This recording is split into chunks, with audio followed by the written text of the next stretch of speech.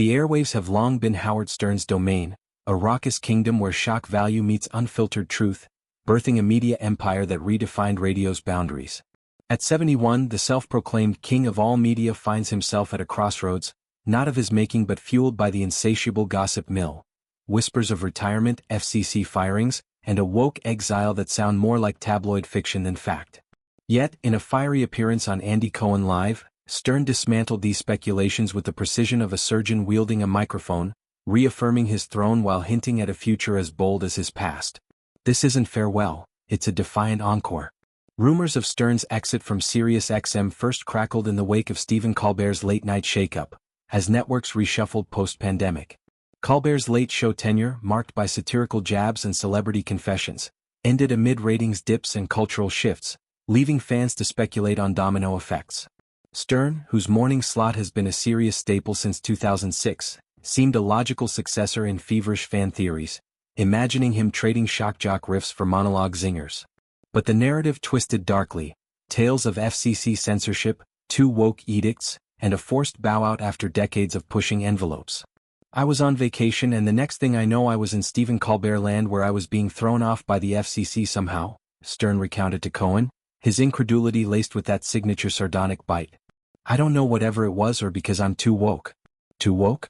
I don't even know what a woke is. What is woke? The term woke, once a clarion for social justice, has morphed into a cultural cudgel, wielded by critics to label anything from progressive politics to celebrity activism.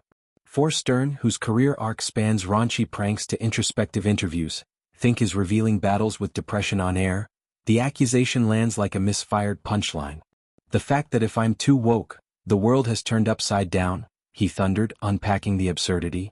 I mean, holy s. The stuff I do and talk about, I don't even know what that means. But you know what? If it means I'm awakened, God bless.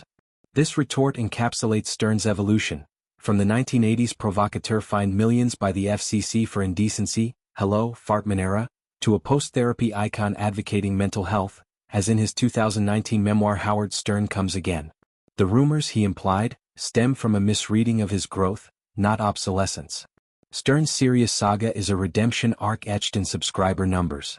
Signing on amid terrestrial radio's decline, he inherited a fledgling satellite service with 200,000 devotees, outgunned by XM's momentum.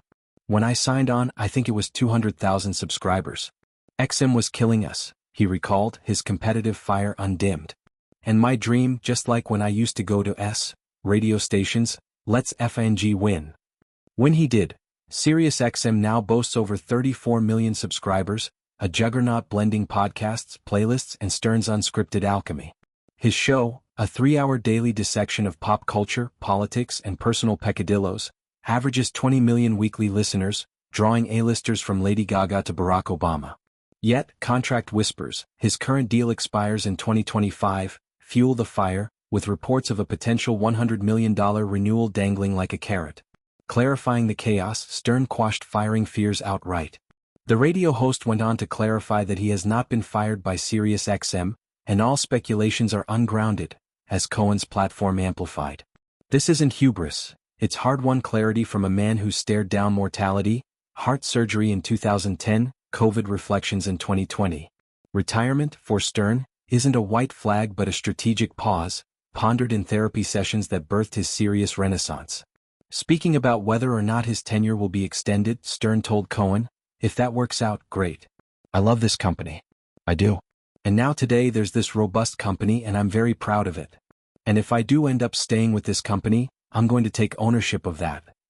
Ownership, for Stern, means innovation, expanding into video, Howard Stern TV, philanthropy, his North Shore Animal League advocacy, and perhaps a pivot to streaming where unfiltered voices thrive sans FCC shackles. The broader radio landscape mirrors Stern's limbo. Terrestrial giants like iHeartMedia grapple with ad slumps, while podcasts siphon ad dollars. Joe Rogan, a Stern acolyte turned rival, commands Spotify billions. Stern, ever the innovator, has dipped toes via the Howard Stern Show clips on YouTube, teasing full episodes. Fans, a legion from boomer holdouts to millennial converts, rally against retirement talk. Petitions on change.org plead, "Keep Howard on air," citing his role in destigmatizing therapy post-2019, calls to hotlines spiked.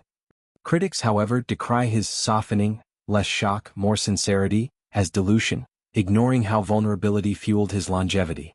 Stern's comeback on Cohen's show, a Bravo-Sirius crossover, was masterclass, raw, relatable, redemptive. Cohen, the Bravo impresario known for spilling tea, drew out Stern's fire without fanning flames, a rapport built on mutual irreverence. As clips went viral, Stern trended, underscoring his cultural pulse. Looking ahead, he eyes legacy, mentoring successors like his producer Gary Delabate, or a memoir sequel unpacking fame's toll. Retirement? Not yet, he implies, echoing his 1997 book Private Parts, where he bared all to endure. In an era of fleeting attention, Stern's defiance is a broadcast bullhorn. Relevance isn't age-bound but audacity-fueled. As rumors fade, his uncertain future gleams with possibility, a serious supernova, burning brighter for the win.